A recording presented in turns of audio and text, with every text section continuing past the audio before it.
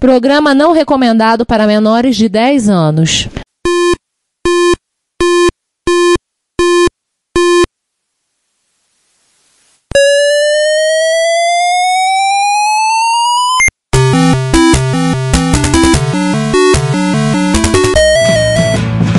We bought it to help with your homework.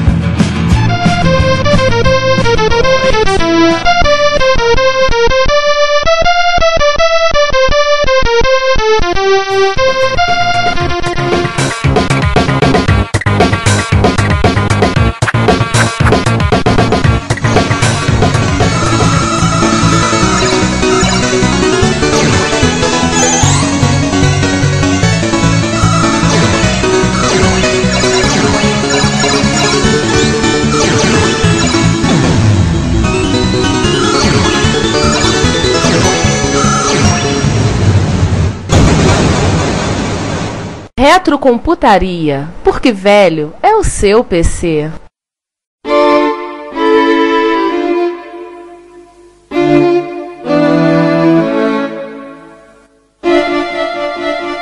Sander, as pessoas aceitam, elas não estão dizendo que elas vão resistir, negar qualquer mudança. As pessoas elas vão, ou elas se adaptam, ou então quem for resistente vai continuar do jeito que está. Certamente deve ter gente rodando até hoje Power Mac por N motivos. Não duvido não, cara. Não duvido não, acredito. Desde uma questão de hardware, de software que não funciona, um hardware mais antigo que ela precisa para aquele trabalho dela e que não tem driver novo. Da mesma maneira que a gente mostrou, acho que foi no Retrocomputaria Plus, já desses, que uma loja nos Estados Unidos que ainda estava usando Commodore 64. Não, Commodore 64 não, mas eu tava usando, eu acho que, né, era um IBM dos anos 60 para rodar as coisas deles. Nós temos exemplos mais perto de casa. Nós temos um amigo, o Asen, que prestava suporte para uma indústria química, eu não lembro exatamente o nome da indústria química, que até uns 5, 6 anos atrás eles ainda utilizavam Commodore 64 para rodar um software específico que eles tinham lá, que foi desenvolvido há 20 anos atrás no Commodore 64. Você se lembra disso, que devolveram pro Asen há pouco tempo atrás lá uns Commodore 64 que ele fez de teclado, tinha separado o gabinete? Eu tava conversando com um amigo nosso para suporte que tava contando há pouco tempo que ele tem um cliente e para fazer coisa pro Diário Oficial, publicar no Diário Oficial do Rio de Janeiro, ele tem que usar uma máquina com Windows XP, e o XP, no ano de 2014, tá considerado morto pela Microsoft, sem nenhum mais suporte, porque é tudo feito em cima do Ventura Publisher. O cara usa um conjunto de scripts para rodar em cima do Ventura, e o cara tá penando porque o cara quer continuar usando os scripts, não fazer na mão, para poder gerar o material pra fazer lá. Eu até falei para ele, cara, parte para uma máquina virtual, enfia dentro, instala um VirtualBox, faz uma VM dentro para poder fazer isso. Mas eu te digo pior, cara. Por exemplo, softwares como Caixa Econômica Federal, Cefip, Conectividade Social e etc. Até 2 anos atrás, 3 anos atrás, eu sofria, porque só funcionava com Windows XP e JVM da Microsoft. Era em Java, mas só rodava na JVM da Microsoft. A Microsoft descontinuou, né? Há 10 anos atrás. Milhões de anos. O Prodesp em São Paulo tinha um programa desse para as escolas. Teve um companheiro do grupo Retrocomputing do Google Plus, americano, Mark Wallen. Ele andou perguntando lá no grupo se alguém tinha sugestões para manter rodando uma aplicação em Clipper no micro moderno. Houve várias sugestões, DOSBox no Linux. A gente tentou coisas com DOSBox. A gente tá com um problema com Clipper na escola, porque o sistema antigo de notas da escola era um sistema em Clipper pago, e a gente tem a base de dados de 10 anos, e a gente tá tentando, tem um colega que tá arrumando uma ferramenta para migrar o banco todo do DBF para MySQL. O que mais a gente tem para falar ainda de padrões aí que a gente citou? O MMX, que não é MSX, tá? Que foi o grande salto do processadores Intel para aplicação multimídia e qualquer coisa que use matemática parruda para cálculo. Sim, mover bloco para lá e para cá. Fazer vários cálculos num array de números simultaneamente dentro dos processadores. Fazer transformada de Fourier em Assembler com um opcode. O Rambus, que a gente já tinha citado, tínhamos comentado sobre o Rambus. O que acabou também trazendo também o AMD, né? Lembrar que na época a mudança de 80 a 486 para Pentium foi uma briga na justiça da Intel, alegando que a AMD estava copiando ela, e aí ela passou a registrar para uma patente, botar um nome, o nome do processador, tirar o número para poder registrar, para poder apertar o escalo da AMD caso ela achasse necessário. Basicamente a justiça decidiu que um número não poderia ser uma marca registrada e que, portanto, qualquer fabricante de microprocessadores podia chamar o seu processador de 486 e a Intel não tinha o que chiar. Então ela, que estava sim planejando chamar o processador seguinte de 586 e depois 686, seja lá o que for, falou, não, vamos parar com essa história de número, vamos dar nome para a gente poder usar como marca registrada. Aí começou o Pentium, depois o Escovo, depois o Rodum, e aí vai, né? O Vassour. Existe uma lenda sobre o Pentium, Lécio, que talvez você conheça ela. Dizem que inicialmente ele foi um processador que estava sendo desenvolvido para uso militar, e quem patrocinou essa pesquisa foi o Pentágono. Não sei. E aí por isso que botaram o nome dele de Pentium, para fazer alusão ao Pentágono. Isso daí é lenda mesmo. Não sei. Eu na época não ouvi nada disso, não li Pentium nada de Penta 5 em latim. Mas aí, Lécio, deixa eu só fazer uma correção. Essa questão da briga na justiça por causa do nome 486 não foi a AMD, não, foi a Cyrix. É verdade, foi a Cyrix. O processador se chamava CX486 SLC e CX486 DLC, que um deles, na verdade, era um 386DX melhorado e o outro era um 386SX melhorado.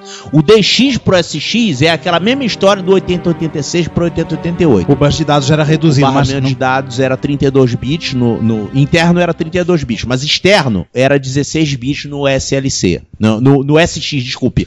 Só que a Cyrix chamava de SX, DLC, né? CX486 SLC e CX486 DLC. Então, mas não é um 486, mano. E daí? Ninguém é dono do número, usa o seu quiser. Aí teve a briga na justiça e a Intel resolveu chamar de Pentium. E o próximo foi chamado de Pentium também, né? Não virou Sextium, virou Axion ou aí surgiu Pentium 2, Pentium 3, Pentium 4, que já era pra estar já no 9, por aí. 7, 8, 9 e 1 décimo. Justamente isso.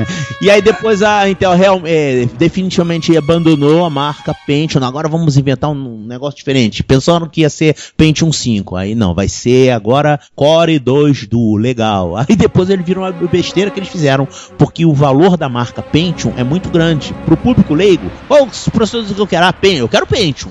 Mas eu só não tenho mais Pentium. Não, mas o Pentium é muito bom. Aí eles relançaram um Pentium com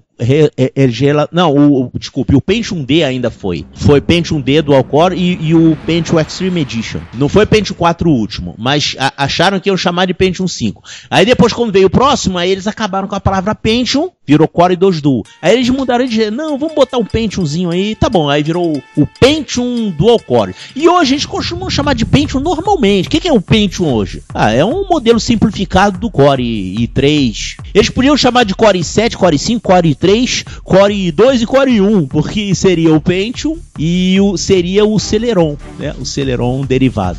Mas tudo é a mesma coisa, tudo é Core. Porque na época de lançamento desses Core i da vida, isso deu um nó na cabeça da galera, né? Porque na verdade a gente tinha as linhas bem separadas. Ninguém tem. Celeron, Core 2 Duo e Core Extreme. Tinha o Core 2 Duo Extreme. Sim. Era bem separado, você sabia bem que era o quê? Entry Level, Mid, e tinha o Core 2 Quad, Core 2 Quad também, que era os quadricore, era bem separado. Agora não. Agora nós temos Core 3, Core 5, Core 7. Sendo que o Core 3 é o Celeron. Mas Core 5 tem Core 5 de 2 e 4 núcleos. Core 7 tem de 2 e 4 núcleos. Core 7 tem de 4 e de 6. 4 e 6 núcleos. 4 e 6. Sem contar que ainda existe o Celeron, ainda existe o Zaton, ainda existe o Zion. Ou seja, um monte de nome, né? Não, pelo menos os nomes da AMD seguem um pouco lógico, terminam com ON, né? Permita me voltar um pouco para quem do ponto de corte, de volta para a nossa área de atuação. Eu estava falando do 386SX e do 386DX, que o SX era uma versão capenga do 386 normal com um bus de 16 bits. A outra capengagem que a Intel fez nos processadores, que foi uma coisa ainda mais violenta, foi pegar o 486DX e fazer dele é pegar o chip, destruir dentro dele o coprocessador numérico e para vender mais barato. Você olha para caramba, deve fazer sentido dentro de alguma decisão de você fabrica um negócio completo funcionando e depois destrói uma parte dele para ele ficar não funcionar e vender mais barato. Que merda é essa? Não, eles não destruíam. Pior de tudo é o que vinha depois disso. Tinha um soquete vazio na placa-mãe para você colocar o processador matemático. Qual o nome dele? 487DX. Legal. E o que é um 487DX? É um 486 completo. Quando você coloca ele tem CPU e unidade de ponto flutuante. Ele mata o processador, ele desativa o processador que estava lá na placa-mãe principal e aí ele é o processador full que faz tudo. É pra bater com a cabeça na parede. Não, a história que eu vi é o seguinte: eu rodava o teste dos equipamentos do processador saindo da fábrica e verificava que tinha bug no processador aritmético. Tá bom, eles iam lá, com o laser queimavam de vez aquilo ali e chamavam de 486SX. Vamos dar benefício da dúvida, deixa eu supor que seja isso. E aí pelo menos faz sentido, né? Porque dá pra aproveitar. Na verdade, a taxa de erros de um chip economicamente viável tem que ser uma taxa de erros abaixo de 20%, né? Então, realmente... Bom, 20% ainda é muita coisa, né? Agora é o seguinte, a área de transistores dentro de um processador correspondente à unidade de ponto flutuante é pequena. Então a probabilidade de você ter justamente X processadores com a unidade de ponto flutuante defeituosa para você desativar... E com todo o resto ainda bom... É pequena. O que é mais viável economicamente mesmo é pegar um lote, esses aqui eu vou desativar. Não é bem destruir, né? Ele tá lá, só que ele corta os fiozinhos lá, as trilhas para não funcionar, ficar desativado. Isso é perfeitamente viável, porque depois que o chip já é fabricado por algum tempo, aquele processo já foi aperfeiçoado, já tá com uma taxa de acerto altíssima. Então é razoável fazer coisas do tipo, escreve lá um clock mais baixo, vende como clock mais baixo para cobrir aquela fatia do mercado, por exemplo. Aí o pessoal vai lá e bota o clock mais alto e funciona e fica feliz da vida. Fiz ficar mais rápido, tá certo, mas aquele lá ele já era um que aceitava aquela velocidade, né? E isso de desativar a unidade de ponto flutuante, que hoje é uma área pequena dentro do chip, e já naquela época era também, né? É mais viável do que realmente pegar e sair destruindo tudo, ou pegar o pouquinho ali que deu defeito naquela área. Mas no final das contas é a mesma coisa, né? Toda aquela parte lógica fica inútil. Sim. O que existe realmente é essa questão aí do Phenom 2, Phenom 3 e Phenom 4, né? Porque ele realmente desativa. No meio daqueles milhões de transistores, tem realmente alguns que ficam num núcleo, então aquele núcleo pode ser desativado. E isso aconteceu mesmo com a AMD. Pegava chips defeituosos, ela não destruía de propósito. E até uma coisa boa, né? Porque aproveita algo que por erro de fabricação natural... Melhor do que jogar aqueles fora e fabricar um mais menor com núcleo, né? Com menos núcleo. A IBM faz algo parecido com os mainframe dela. Ela te vende um mainframe, sei lá, com 4 processadores. Só que é o seguinte, você comprou um mainframe com 2. Só que você recebe com 4. Só que o microcódigo dos outros 2 vem desligado. Aí você diz, agora eu tenho dinheiro, eu posso atualizar o microcódigo. O técnico da IBM entra lá no seu mainframe e reativa esses processadores que sempre estiveram lá e que você não podia acessar. Ele não era seu, aí passou a ser. Enfim, o papo tá muito bom. Mas alguém tem que fazer um papel de chato. O papo estava tão bom que ele acabou se estendendo muito além do ponto de corte. E falamos de muito, mas PC moderno, mas eu não tô reclamando, não, eu tô adorando. Não, eu tô achando ótimo, assim. Eu tô recebendo também a aula aqui, né? Na verdade, eu queria fazer uma pergunta pro Laércio. Se eu souber. Sem pensar muito. Conta um caos. Primeiro que vem à cabeça. Olha, eu contei um caos outro dia do disquete formatado, pode ser? Que aquele não foi gravado, né? Do Press F do Format Disk? Do disquete formatado, não. Disquete contra a luz. Já que a gente tá falando de velharia, né? Disquete é velharia. Então, eu tava falando que eu trabalhei num lugar onde tinha um camarada lá que ele não era muito competente. Cara, já pensou se esse cara escuta essa história, ele vai saber que é ele. Bom, a gente tá falando nome nenhum, né? Então não é isso. Digamos assim, ele tinha um certo bom conceito com os superiores. Então ele foi promovido mais pelo conceito dele e não pelos trabalhos técnicos deles. Enfim, então ele era o chefe da informática lá. Então tinha um setor lá com vários micros, ele era o chefe e um técnico estava fazendo um conserto e o técnico perguntou-se para ele: esse disquete que tá formatado? Aí esse cara, o chefe, pegou, olhou assim contra a luz, olhou o disquete e falou assim: tá formatado sim. Entregou para ele. Aí tinha um outro garoto lá que era assim muito melhor tecnicamente, mas não era chefe, era abaixo dele. Ele pegou aquele disquete, olhou assim também e falou assim: você tem razão, chefe. Esse disquete aqui realmente está formatado. E tem algo mais aqui que eu te digo, hein? Ele está formatado e com o sistema operacional. Aí esse chefe fez uma cara de espanto, pegou aquele disquete assim, olhou com a cara de espanto e falou assim: como que faz pra saber se tá com o sistema operacional? Aí outro lá: me fala como é que você faz pra saber que tá formatado, só olhando, que eu te digo como faz pra ver se tem o sistema operacional. Eu acho que, bem, ninguém soube até hoje. Tem um similar, mas é em relação a vírus. Eu dei muito tempo aula na FESP, inclusive o Giovanni também deu aula na FESP lá comigo, e uma determinada aluna, a gente dava aula para bombeiros, funcionários públicos, etc. Às vezes muito idosos, blá blá blá, e um deles me trouxe um disquete e falou a seguinte frase: professor, meu disquete está com vírus, tem como o senhor limpar para mim? Eu peguei o disquete, olhei pra cara do disquete: como é que você sabe que tá com vírus? Você passou o antivírus? Ele: não, eu olhei. Eu: hã? Olhei, quer ver? Abre aí. Aí ele abriu a portinha, o disquete estava mofado. Tá vendo? O disquete tá com vírus, ó, professor. Já que você tá falando de disquete, eu peguei um disquete uma vez de uma menina no meu trabalho. Eu peguei, sabe que o disquete tem duas aberturas, né? Aquele disquete velho de 8 polegadas. E o 5/4 e o de 8 polegadas também. Ele tem aberto dos dois lados. Aí eu peguei aquele disquete da mão dela, peguei uma caneta, essa caneta de escrever em quadro branco, e risquei um dos lados do disquete, o lado da frente. Você sabia, aí risquei, que o disquete de face simples, os dados não são gravados nesse lado, são gravados no lado de trás? Aí ela tirou o disquete da minha mão e falou assim: você sabia que esse disquete é de face dupla? Sabia não, desculpa, foi mal. Você meio que acabou com o disquete dela.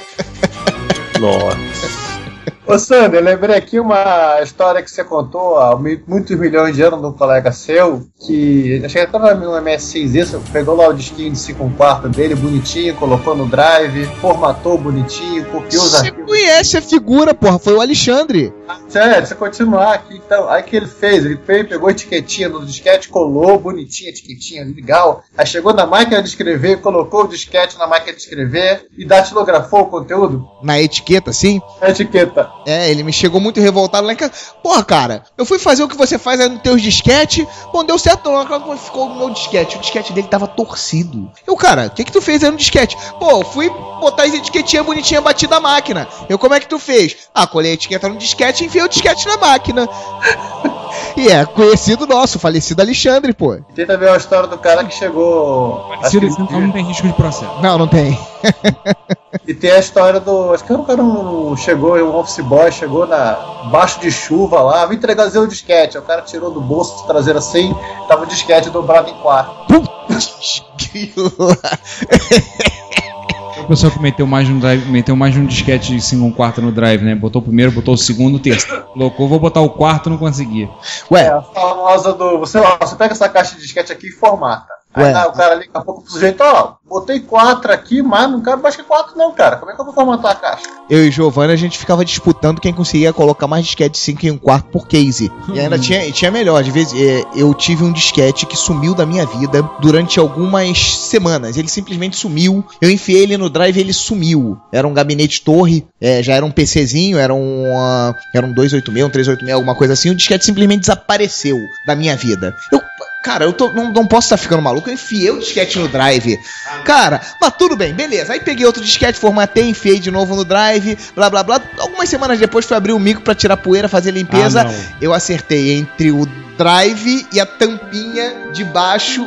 O disquete foi parar lá dentro do gabinete. Pior que eu vi uma coisa semelhante, um curso que era Apple II com 2 drives e o cara acertou no meio dos drives. Isso aconteceu comigo de colocar um disquete entre as duas unidades A e B. Eu tava trabalhando, era tarde da noite, era quase por volta de meia-noite. Então eu tava sozinho, trabalhando lá na Racimec, e eu coloquei lá e acessei, não tem, cadê? Aí eu abri nada, cadê o disquete? Aí me deu um arrepio na cabeça. Bem que falaram que tinha assombração nesse lugar aqui. Eu saí correndo, peguei o carro, fui pra casa. Tem coisa ruim aqui nesse lugar. Aí muito tempo depois, o cara desmontou o computador. Laércio, tem um disquete teu aqui. Esse disquete tava entre os dois drives. Isso pode acontecer perfeitamente. É porque a gente vai no automático, cara. A gente já sabe a distância, estica o braço, enfia e não tá sincronizado muito o cérebro versus braço. E o avançado da noite, aí começa a falhar, começa a dar erro de paridade na área. É só não esquecer a chave de fenda dentro do computador que tá tudo certo. Ui. Gente, vamos fechar a conta. Bora aí. Vocês vão ser expulsos, hein? É. Deu que é isso? Já passaram por aqui. O poderoso chefão já passou aqui e perguntou: vocês não estão aqui? Não, pouco. Bom, fazer uma última pergunta pro Laércio. Como é que você. Sim, né? Já criou quase disquetecast, né? O podcast de hoje. Como é que você tá vendo hoje e como é que você vê o futuro, né? De quem quer montar seu próprio computador? Tipo, você acha que ainda tem futuro? Você acha que não tem futuro? Como é que você tá vendo isso? Assim, nesse mundo atual em que, enfim. Você diz pra viver disso?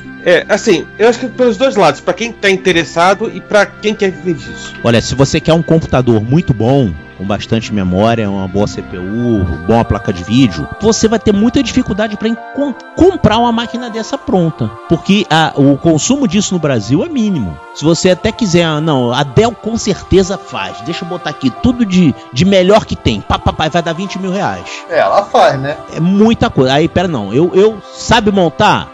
Sei montar, mas é para saber montar mesmo, não é saber apertar parafuso. Sabe mesmo, sabe a compatibilidade? Então você vai fazer uma máquina assim e você vai pagar metade do preço para essas. Agora, se você pegar uma máquina típica, a diferença do preço não compensa, você vai economizar 200 reais. 200 reais vale a pena você, né? Pois é, tudo isso. E o sistema, a questão do software também, né? Quando se você quer usar pirata, tudo bem, não vai pagar nada pelo pirata. Se você quer fazer legalmente, vai sair caro, né? Vai pagar muita coisa. E se você ver lá o da Dell, ela consegue o sistema operacional, consegue o Word, o Office por um preço menor, que pega a licença de volume, né? Então, eu diria que não vale mais a pena você montar. Agora, eu monto computador e muita gente monta computador. Os meus todos eu monto. Os do escritório da minha esposa, que é um escritório de contabilidade, eram montados. E eu não deixo entrar mais não deixo mais ninguém botar a mão naqueles computadores ali. Agora eu casei. Então, eu monto os computadores dela. Então, desde 2008 para cá, todas aquelas máquinas já foram remontadas. São máquinas que eu montei. Mas sai mais caro? Sai mais caro. Mas quando você compra um negócio pronto, não vai estar a coisa feita corretamente.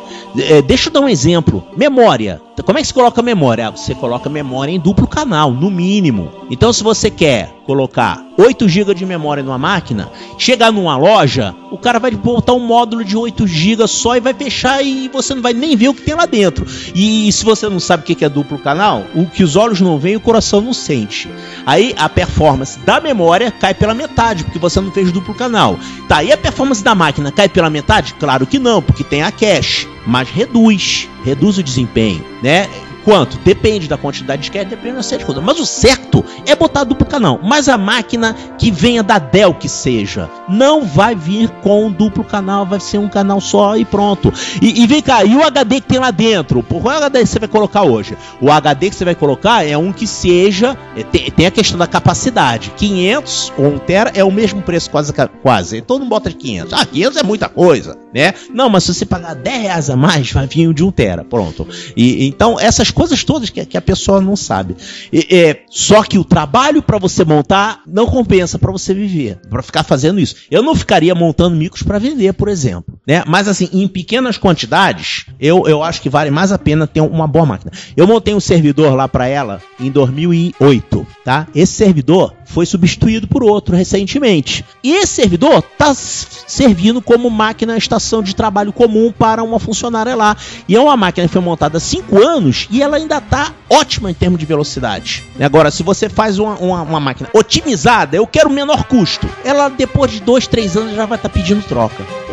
Agora se você gasta um pouquinho coisa a mais, como você pode um servidor sem ter RAID? Não pode uma coisa dessa. Então tinha uma máquina da Dell lá, que era o servidor anterior dela, que era um servidor sem RAID, um absurdo desse. Não pode uma coisa dessa. O cara botou simplesmente um computador avançado para época, mas sem RAID, quer dizer, foi mal especificado.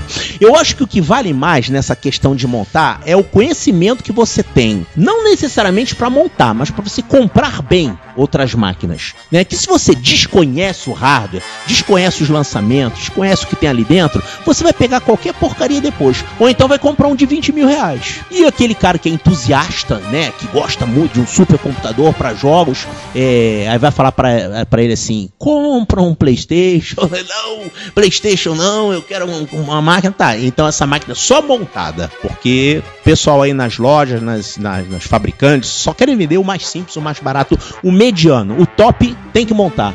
Teve um aluno que falou pra mim, eu falei uma coisa sobre... Tinha uns alunos em sala de aula que eram uma turma de montagem e manutenção de micros, que eles eram aqueles garotos, aqueles nerdzinhos que são vissurados em games, né? Aí uma vez falando não sei o que, aí ele virou e falou assim, aí falou uma coisa de cinema, não sei o que, alguma situação de cinema, ele virou assim: eu não gosto de cinema não. Eu sei que você não gosta, rapaz, de cinema.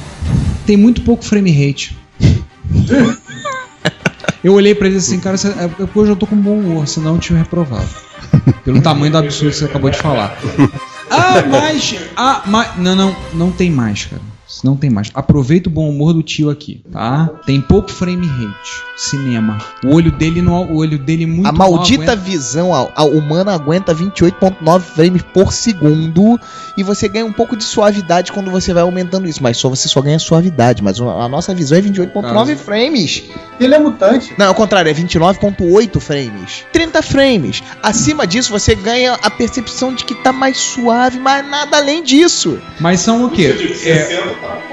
60 é mais do que bom. Ó, gente, o cinema são 24 quadros por segundo, mas os projetores projetam no dobro. Então projetam em 48 ou 50 quadros por segundo para que a imagem não fique piscando. Só isso. Porra, é muito mais do que a gente pode enxergar. Quando eu falava em sala de aula, eu falava disso, eram uns 3, esse aí que os manifestavam fazendo muxoxo, né? Que eu falava disso, olha, isso hoje em dia é um nichozinho de mercado muito pequeno, o pessoal que vai investir em ter placas de vídeo. Eu falo pra eles, vocês vão na Campus Party, que essa molecada dessa faixa, 14, 15, 16 anos, eles são fissurados, acham que a Campus Party é sensacional, não sei o que. Aí eu volto pra lá, mostro as fotos que eu fui na Campus, das 3 Campus que eu fui, e falo, olha, cada vez mais eu vou ter uma coisa a dizer sobre a Campus. O quê?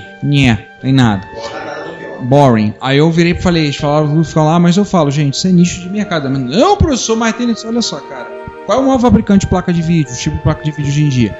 AMD, não, NVIDIA, depois que eles pararam a briga, aí eu virei pra turma, Intel. Aí o cara, não, mas Intel? Vocês acham que todo mundo vai acham que a grande maioria, o grande povo tá querendo fazer tá entrando nessa queda de braço que vocês estão entrando, de quem consegue mais frame por segundo, quem consegue, gente? O grande povo, o grande público quer uma máquina pra poder fazer o que faz a minha esposa, por exemplo. Navegar na internet, acessar o Facebook, escrever algum documento de uma coisa que ela precisa de vez em quando, e é uma coisa assim, e gente, e procurar receitas sem glúten. E ver um vídeo no YouTube, essas coisas assim. E pra isso, Intel resolve. Isso aí, cara. Pra isso o Raspberry Pi resolve. Eu falei pra eles assim, eles não entendem. Aí eu tenho que falar pra eles em sala. Lembre-se uma frase que eu ouvi de um dos sujeitos que tá aqui presente, não fisicamente, me falou: se você usa PC, parabéns, você agora é membro de um nicho de mercado, né? Pois é. E pra videogame, se vai utilizar PC pra videogame, compra um PS4, cara, pelo amor de Deus. Não vale a pena investir. Não, no Brasil, manda importar. 4 mil reais você monta um bom PC. Não monta um PC gamer, mas monta um bom PC com 4 mil. Dá pra montar um bom PC. Cara, um PC gamer com 2 placas em slide ali. Não consegue não. Eu só gostaria de dizer a todos, Ricardo, Eu só gostaria de dizer a todos, então, que PS4 tá por fora. Eu tô com um Atari 2600 pra estar na minha TV e tô feliz da vida. Jogando Hit Raid. Não, Ricardo, que pé tem? Ricardo. O meu é 2600. 4, meu é 2600, porra. Tá aí curiosidade, por que a Atari utilizou 2600? Qual foi a tendência de nomenclatura do Atari? O que tinha na cabeça do Nolan Bushnell? Isso é uma coisa que a gente pode perguntar ao pessoal que entende de Atari. Aliás, pronto, já está perguntado. Já temos um crossover legal aí, já tá perguntado. Então, gente, podemos fechar? Podemos. Vamos chamar fechar. o Atari 2600 e 5200 faz mais sentido do que você ter um console chamado Xbox 360. O sucessor dele se chama Xbox One. É verdade. O próximo será o Xbox Zero. Nesse ponto Não, pela sequência seria Xbox menos 358, né? Senhores, mais uma vez, muito obrigado por terem ouvido a gente até aqui. A gente acabou descambando um pouco na conversa, mas foi um descambão de uma forma muito rica. Mais uma vez, agradecer ao Laércio por estar participando com a gente. Obrigado pela sua participação, pelo seu conhecimento, pela estar enriquecendo esse bando de malucos aqui, trazendo um pouco de seriedade para esse bando de doidos, falando muita besteira. Pra mim é um grande prazer. Muito obrigado. E nós voltamos no próximo episódio com um assunto que a gente não faz a menor ideia, porque o Giovanni esqueceu de rodar o código do MC1000 para o nosso sorteador automático de pauta. Não, aquele foi rodar a pauta num Pentium, aí o bug de ponto flutuante deu problema na seleção da pauta. Não, o sorteador automático de pauta agora vai estar rodando no TI 99 4A. Só tem 256 bytes de RAM para rodar. Faz com papeizinhos. Estamos quase nesse ponto. Só que o computador tem que embaralhar os papeizinhos. Aí entra comigo que tô brincando com o Arduino. Aí eu faço o robozinho pra fazer essa brincadeira. Gente, também aqui vou me despedindo. Eu agradeço a todo mundo que fez parte da gravação, principalmente ao Laércio. Muito obrigado pela sua participação, pela sua sabedoria aqui compartilhada pela gente, com a gente e com o público. Também vou agradecer ao público que nos escutou, que nos acompanha até aqui, ou que começou a acompanhar desde agora. Se você acompanha deste programa, ouça o 41, obrigado. E depois ouça o restante. Sim, votem em mim. E é isso aí, pessoal. Vou me despedindo e até logo. Tchau. Obrigado a todos por nos ouvirem. Esse papo conseguiu ficar mais divertido até do que o do episódio 41. Mais uma vez, obrigado, mestre Lécio, por nos agraciar com sua presença, e obrigado a Via Link por mais uma vez ter cedido o Estúdio V, mais conhecido como Casa Rosa, não é a da Rua Alice. E tchau, gente. Só tenho uma coisa pra dizer pra vocês. Eu tenho autógrafo do Lécio, vocês não. Ha, ha, ha. Lécio, obrigado pela cara. Vocês também têm, seus bobos. Já tá separado de vocês aqui, ó. Giovanni César. Vai ser confiscado por conta daquela história do Mac. Ixi! É ruim, hein? Ó, pera aí. Você não é técnico, você é fuçador de fora. Você é fuçador de fora. Pô, dá um desconto, cara. Eu tava empolgado com a máquina. É isso que tá. Fica tão acostumado com o Mac que perde a manha, perde os paranauês. Pois é. Em compensação, parou de cair cabelo. Claro, não tem mais. Mas é isso, gente. Muito obrigado pela companhia de vocês. Fiquem com Deus. Até a próxima, Laércio. Muito obrigado. Pessoal, obrigado a todos. Agora eu vou dizer uma coisa pra vocês. Esses caras aqui são totalmente doidos, hein? Você não viu nada. Hoje tá tranquilo. Bom, mais uma vez eu queria agradecer ao Laércio. Foi uma grande honra a gente ter recebido.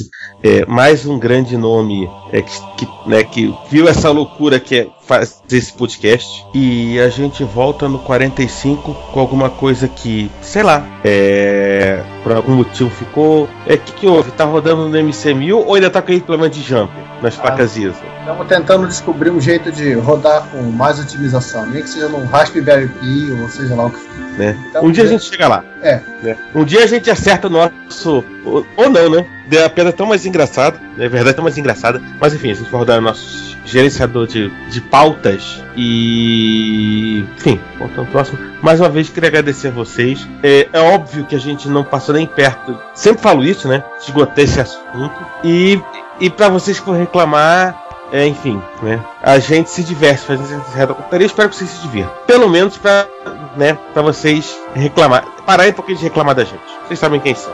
Tchau, fui. Oi, gente, até mais aí. Encerramos esse episódio, pelo menos. Obrigado, Laércio, pela participação aí. Ajuda também no Nescau do Sander por ter queimado o notebook dele. E a gente fica pro próximo episódio. Até mais aí. Olá, eu sou o Moacir Alves, presidente da AC Games, e você está escutando o Retro Computaria. Bom dia, boa tarde, boa noite, sejam bem-vindos à sessão de leitura dos comentários do episódio 43, aquele que foi o nosso episódio pra lá de oportunista da Copa do Mundo, né? Comigo aqui, Ed Giovanni, quem mais aí? César Cardoso, bom dia, boa tarde, boa noite. E mais alguém? Não podemos mais falar imaginando a Copa, porque, enfim, esse episódio já rolou. Já rolou e todo mundo já não só imaginou, como realizou. Agora o pessoal fala, imagina nas Olimpíadas. Mas daqui a 2 anos.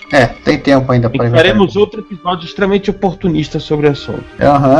Vamos começar lá com o nosso... Olha, só para avisar que, quem sabe, até o decorrer dessa leitura aqui apareçam outros participantes, né? Vamos torcer para isso acontecer, para essa leitura não ser apenas um diálogo. Enfim. Ao invés de ser uma mesa redonda, como um episódio de futebol pediria. E começamos com o episódio 43, parte A. Primeiro comentário é do Emiliano, o Emil, agradecendo, avisando sensacional, mais um podcast criativo e totalmente excelente. Foi uma picaretagem, mas enfim.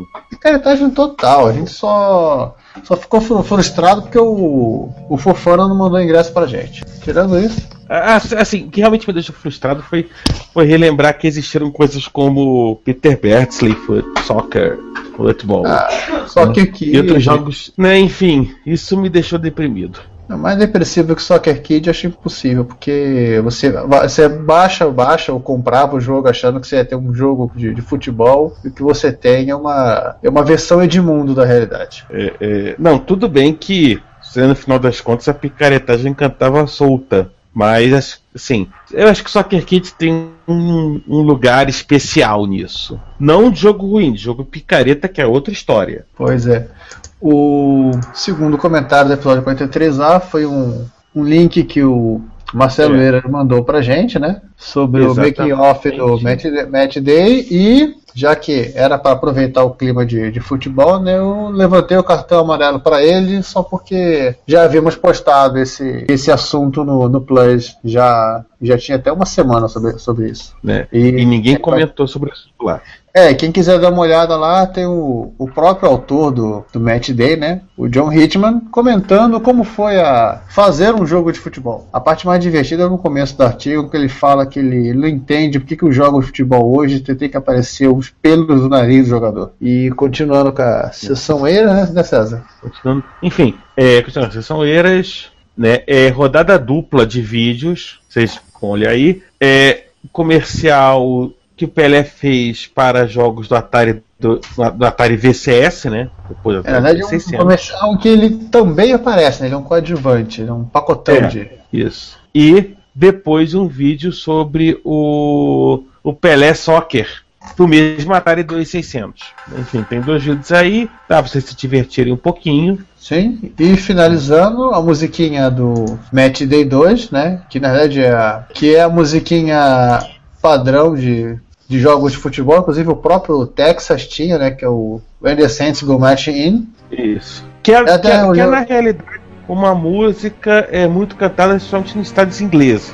Tipo, é uma música que se tornou parte da cultura futebolística inglesa. E de vez em quando você ouve também em algumas universidades americanas. Quando joga futebol americano, eles também tocam When the Saints Go Marching In. Quando eles não querem tocar, como é que é aquela música do Queen lá? We will rock you. E para finalizar a sessão Eira, dessa vez sem nenhum tipo de vídeo, né? Outro jogo que não pode ser esquecido é o Footballer of the Year, que saiu para várias plataformas, que foi um dos primeiros simuladores de futebol. E encerramos o 43 parte A, né, e vamos para a segunda grande e gloriosa parte do segundo tempo. O 43 parte B tem mais Eiras, e ele comentando que ele teve o American Soccer. Coitado. Ele achava meio tosco, que estava mais pra porrada ou ball do que do futebol. E o nome de American Soccer era bem estranho. E mais uma vez, palmas para a Konami, que fez em 85 e para MSX1 um jogo muito melhor, que foi de longe o melhor do gênero para MSX, embora eu também gostasse bastante do Match Day 2. Fala. Eu acho que algumas pessoas vão mandar pros 15º Círculo do Inferno, mas eu tenho a impressão de que em muitos tipos de jogos, na realidade, assim, não teve muita coisa de interessante para MS2, mesmo a MS2 sendo uma máquina, especialmente em termos gráficos, mais poderosa. A impressão é que os próprios desenvolvedores não entenderam direito como programar para MS2 e preferiam programar para MS1, que devia ter uma base instalada maior e que no final das contas também rodaria na MS2, né? Só resolveu o problema. Tudo bem que na verdade em 88 provavelmente isso não faria nenhuma diferença, que já uma parte da base já estava, a base ativa, o Japão estava toda já de MS2, mas ainda assim eu acho que faltou algum interesse Vem cá, acho que tem um fenômeno que acontece no Japão. No final da década de 80, o que a gente tem no Japão, parece que surge um modismo, não sei porque a maturação ou até o mercado de game japonês, ele parece que ele começou a se focar muito no RPG. Aquelas variações de RPG nas séries Shaq, que depois virou o Frey, no MS Illusion City, o próprio King Kong da Konami para MS2, SD Snatcher, uma série de outros joguinhos assim para o PC-88, PC-98, o X-1008K, né, e por aí vai. E no caso, os jogos de arcade parece que ficaram mais concentrados em arcade, em videogames mesmo, né? E no X-1008 e um pouquinho no FM Towns e Marte. Mas as outras máquinas viraram maquinário de RPG. O que faz todo sentido no final das contas, porque na verdade o videogame acaba sendo retomado a partir do Japão, né? Tem que lembrar sempre isso. E o X68000 se tornou por excelência o arcade doméstico. Para aqueles que tinham condições de tê-lo, né? E aí aquela história, o cara já tinha lá os jogos de arcade para jogar no X68000, provavelmente alguma coisa no FM Tal, acho que o FM Tal também acabou, vocês lembram disso, virando videogame. E o resto ficou com RPG também, porque aquela história, no final das contas, RPG é um jogo difícil de você traduzir para uma situação que você não tem um teclado e um mouse. Um teclado, na verdade. Um teclado e um mouse, né? É tudo bem que, da mesma maneira que o Adventure acabou se tornando gráfico, o point and click, mas ainda assim, você não consegue jogar tanto um Adventure como um RPG sem um apoio, sem um teclado, onde você consiga fazer alguma, particularmente o Adventure, né? Que você consiga fazer alguma interação, né? E aí eu acho que, assim, né? Tanto é que não teve assim. Não sei como. Talvez João. Os próprios computadores, como tinham uma resolução melhor do que os videogames na época, até acabaram ficando com uma opção melhor para isso. E você não tinha, somente porque você poderia botar mais imagens, poder texto, seria mais fácil de você até desenvolver. Tem uma cara de modismo isso, tanto que tem muito RPGzinho totalmente em japonês para MS2. Inclusive versões que chegam, acho que não lembro agora, acho que é Dark Knight, que é um desenhista do Cavaleiro do Zodíaco até. O bicho são 8, 10 disquetes de 3,5, ou seja, 7 mega de jogo, que é coisa pra caramba. E também a gente esqueceu de falar, quando você falar de Mega Drive, também tem o Super Nintendo, o PC Engine, que eram máquinas excelentes para jogos em bitmap, e também já surgindo o Neo Geo, né? Verdade. Que era outro monstro de processamento e processamento de gráfico. E no final das contas acabou que máquinas excelentes não tiveram talvez os jogos que mereciam ter, né? Vamos ficar só no Japão por enquanto. Óbvio, você pode estender isso pro ocidente, e aí você vai ter o caso do Amiga, né? Que você não usou. Não decolou, né? Então acho que quando ele fosse começar a decolar, os videogames já começaram a morder a fatia de mercado que interessaria. Assim, e aquela história, era uma máquina feita para isso. Obviamente feita para isso. Mas era um videogame que virou um computador e depois virou videogame de novo.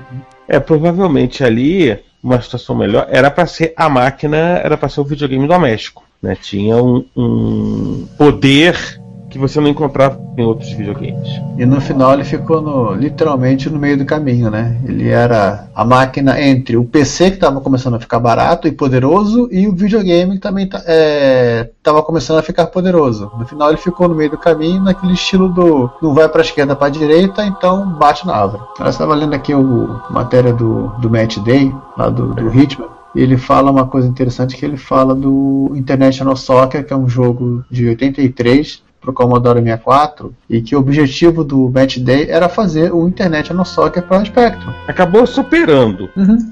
Aliás, por favor, leiam, procurem esse post sobre o Match Day, deem palpite lá, quem gosta de jogos de futebol. Leiam os comentários do John Hitman, inclusive sobre os jogos de futebol atuais, né? Inclusive o comentário que ele fala que ele fechou, ele não conseguia jogar um jogo novo. Ele não cita se era o FIFA Soccer, se era o ele fala do FIFA lá em cima. Então era o FIFA. Que ele fala que ele tentava jogar, não estava conseguindo, então ele fechou os olhos e fez 2 gols. Acho que foi a forma dele expressar a frustração dele com jogos novos. Assim, eu não joguei o Match Day para Spectrum, só joguei a versão para MSX. E aí eu acho, particularmente o Match Day, eu acho que não é, sim, o Konami Soccer não é tão melhor do que o Match Day Soccer. Tudo bem que, como todo jogo do Spectrum, tinha Color Clay, aquelas coisas todas que a gente sabia que tinha jogos. Que eram as imitações do Spectrum. Vocês não vão querer que o cara fizesse um jogo de Spectrum imaginando usar sprite. Não, né? E, enfim, mas já montou isso. Tá. Mas eu acho que no final das contas, em termos de jogabilidade, em termos da diversão, eu acho que eu preferi o Match Day 2 ao Konami Soccer. Eu acho que você conseguia fazer algumas jogadas, tal, você não conseguia fazer no computador. Tinha aquele esquema que você usava a bola da esquerda para direita, da direita para esquerda, a posição tal que o cara corria, cabeçava e sempre fazia o gol. Mas todo jogo tinha essas coisas. Lembrar também que tem um mosquito voando aí? Não. Tem um mosquito voando aí, professor Samir? Não. Tem um barulho alienígena aparecendo. Que eu tava falando Ricardo apareceu. Ele está no meio. Ele vai poder falar do Retro Rio, então. Quer falar assim, lembrar também assim, o Konami Soccer, ele. O mosquitinho. O mosquitinho é o Ricardo. Lembrando que o Konami Soccer foi feito por uma equipe de japoneses que não deviam. Não deviam conhecer muito de futebol, né? Apenas o básico deviam olhar e fazer. E é diferente do. Não, assim. O Match Day.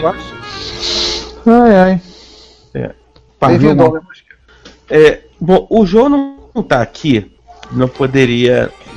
Mas se eu não estou errado, eu acho que o Konami Soccer ele foi desenvolvido na Inglaterra. Eu acho que a Konami chegou a ter uma equipe de desenvolvimento no. Não. A Konami inglesa, para a MSX, ela fez a totalidade de um único jogo. Qual? Green Beret. Não, ela esqueceu do Tartaruga Ninja. Não, aquilo ali é da Probe, Imagine, aquelas coisas mega licenciadas, terceirizadas de Spectrum. Mas saiu pela Konami UK, né? Não saiu pela Konami UK. Tem certeza? Tenho. Aquele jogo original é da Konami, mas foi licenciado para Probe, a Probe licencia para Probe, que aí contrata uma outra empresa para fazer a versão do jogo tal, aí contrata uma terceira ou quarto estagiário para fazer a versão para aquele computador e por aí vai.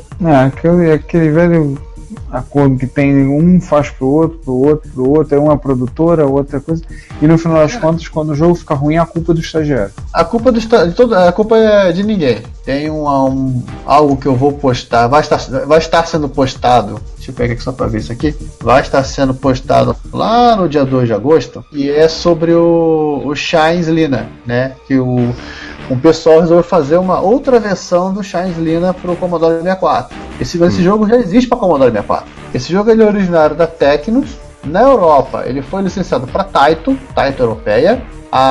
Saiu na Europa como Soldier of Light. Algumas pessoas vão lembrar das capas da Konami, da Nemesis, né? Eu lembro do Soldier of Light. Então, o Soldier of Light, que era da licenciado pela Taito, deixa eu pegar aqui. Ele foi passado por uma empresa chamada Ace, que não é do Mikachano, que acho que é uma subsidiária da Softtech, e a versão do MSX foi feita pela Animagic. É 5 empresas no meio do caminho. É muito vai e vem. Que é um exemplo de como os caras fazem essas coisas, né? A própria Activision inglesa tinha aquela empresa que lançou esse agora o nome da empresa que lançou a R-Type, que era uma subsidiária Activision com outro nome. O que me faz pensar, eu acho que rolava bastante lavagem de dinheiro nessa época.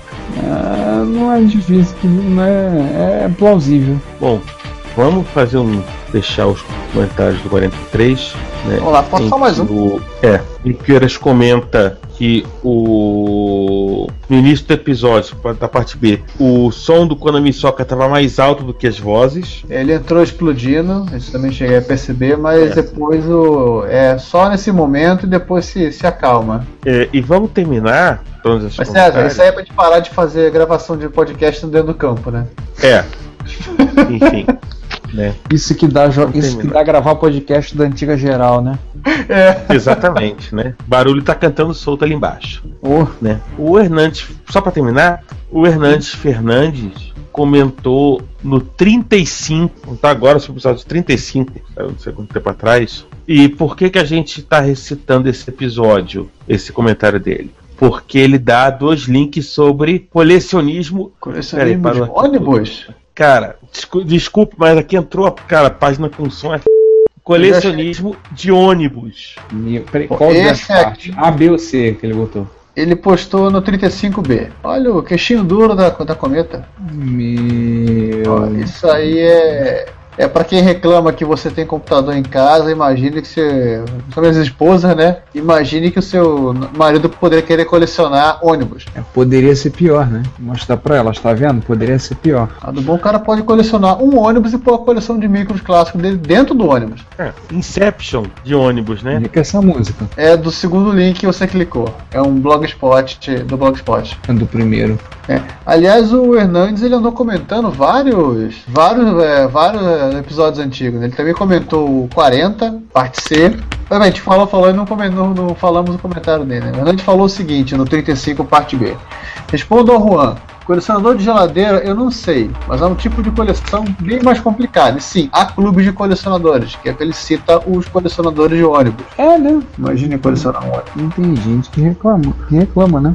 Vamos citar então do 40 parte C que ele falou? Vai lá. Ele fala assim: agradeço pela citação do comentário. Bem, então citamos de novo. Respondi só agora por esse último semestre bastante corrido, passei meses sem acompanhar o podcast, apenas o Plus. Como esse semestre as coisas estão mais tranquilas, voltei a ouvir o podcast cada vez mais. Acho mais incrível todo esse mundo da computação que eu não acompanhei, pois praticamente todas as máquinas citadas aqui deixaram de ser fabricadas antes de 1996. E eu só passei a ter mais contato com computadores em 1996 quando comecei a ter uma disciplina de computação na escola, onde o professor tentava nos ensinar a usar apenas em PCs, Microsoft Basic e a grande novidade que era o Windows 95. Uau! Nossa! É uma novidade se você for rodar o Windows 95 no Hashimtowns. Meu tio comprou 2 PCs por história de contabilidade que funcionava na casa dele. Meu pai comprou um livro introdutório sobre informática que falava várias coisas sobre PC e Mac. E quando citava algo da história se referia apenas a mainframes, como se a informática pessoal tivesse surgido com o PC. Erro muito comum no pessoal que escreve livros sobre história da computação.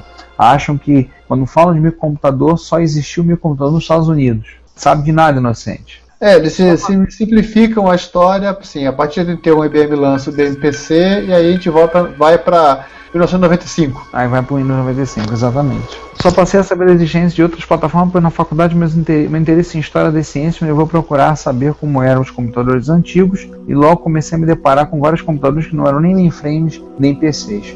Bem, Hernandes, bem-vindo a essa bagaça. Esperamos que você se divirta com o nosso podcast. Acho que você tem gostado, está curtindo, está até aqui.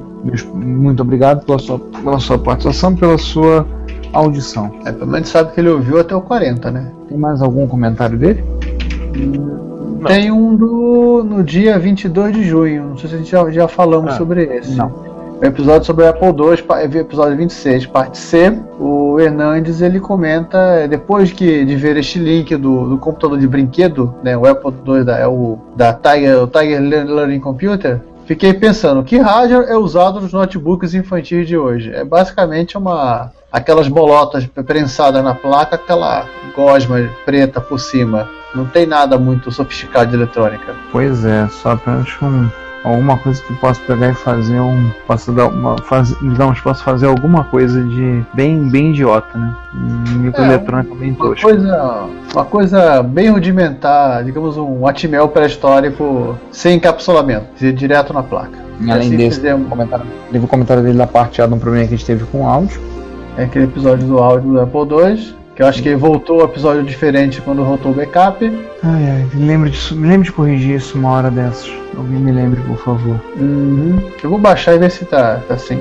Tem que ver se eu tenho esse, acho que eu não tenho não. Tem acho que tem no DVD, né? Não sei, não lembro. Mas de qualquer forma eu tenho aqui. Acho que é isso. Mais algum comentário, alguma coisa a falar do pessoal? Não, encerramos aqui. Aí o senhor pode entrar para gloriosamente fechar essa leitura falando da Retro Rio. Então tá. Próximo dia 16 de agosto, todos vocês que nos ouvem são nossos convidados a participarem da terceira edição da Retro Rio. Retro Rio é encontro de todas as comunidades de retrocomputação da cidade maravilhosa.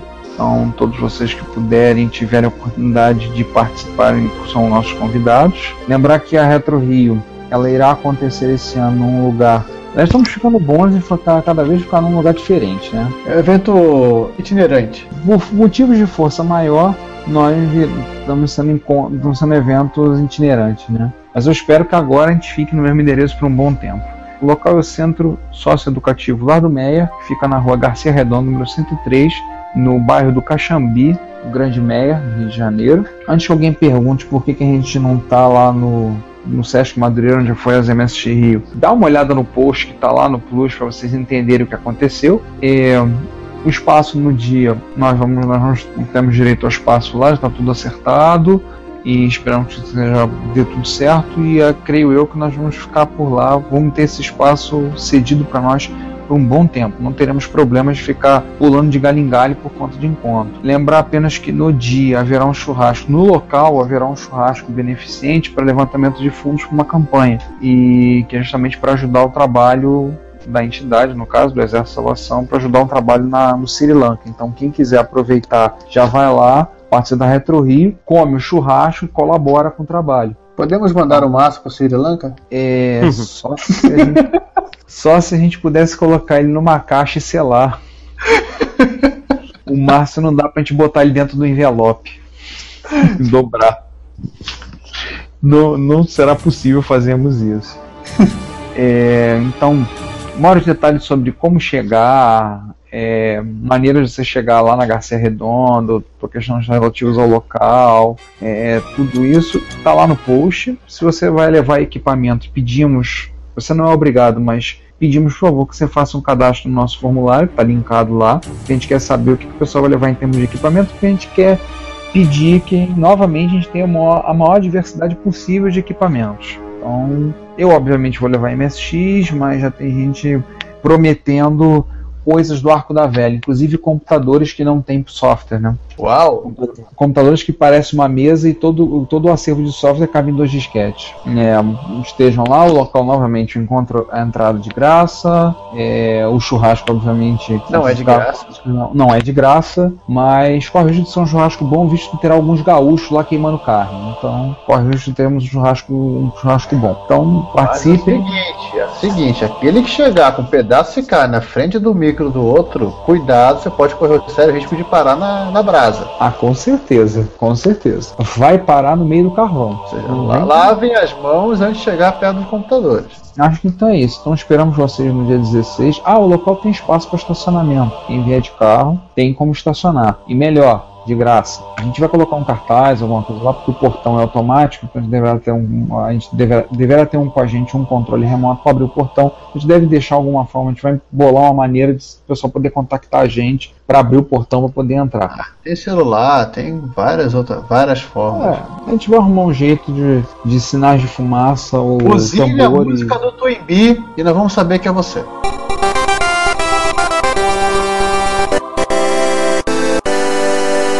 Aí os hipsters, os usuários de X68000 vão dizer que a música vão querer buzinar a música do Nemesis do X68000. Vão na Cortex também. Tentem.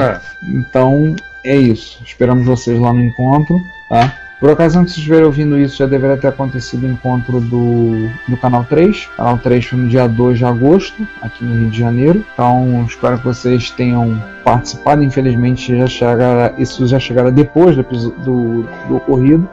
Mas lembre-se como semana passada e lembre-se que a Retro Rio será a semana que vem. Exatamente. Então, é isso. Esperamos vocês lá na Retro Rio. Enfim, por enquanto é só. E o César depois fecha o episódio aí. Então, por enquanto é só.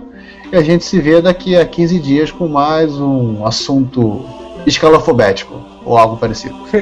Só pergunta, qual o micro que tá rodando o gerador de episódios agora? Xiii. Ainda é o C1000? Não, agora estamos usando um Itachi do Daniel lá. Ah, aquele Itachi que a gente não consegue completar o programa porque... Precisamos comprar mais um disquete para colocar o programa. Exatamente. Difícil arrumar estúdio. Devia ter tirado do MC1000. É isso, gente. Bom dia, boa tarde, boa noite, fui. Tem mais gente e agora o Ricardo se despede. Diga até logo, Ricardo. Até logo, Ricardo. Se você quer enviar um comentário, crítica construtiva, elogio ou colaborar com as erratas deste episódio, não hesite, faça. Você pode falar conosco através do Twitter, no usuário @retrocomputaria, pelo e-mail retrocomputaria@gmail.com ou colocando comentários no post desse episódio em www.retrocomputaria.com.br. Lembre-se sempre do que dizemos. Seu comentário é o nosso salário. Muito obrigado e nos vemos no próximo podcast.